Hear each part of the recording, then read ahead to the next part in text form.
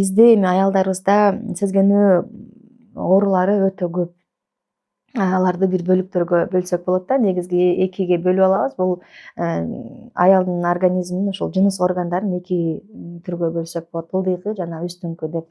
Ылдыйкыларга бул эми ошо сырткы жыныстык органдарыбыз биздин.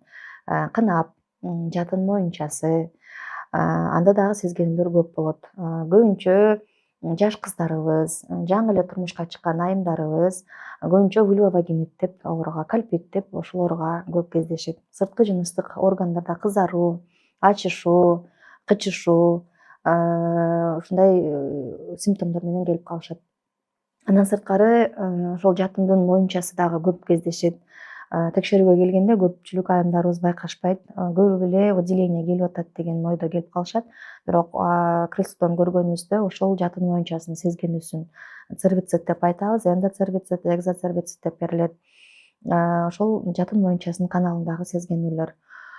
Негизи бизде жатын моюнчасы мындайча айтканда, жеңил тил менен айтканда бир барьер болуп эсептелинет да.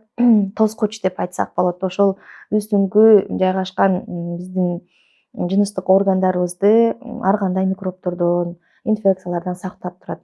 Инфекциялар келсе дагы ошол жатындын моюнчасына келип токтолот.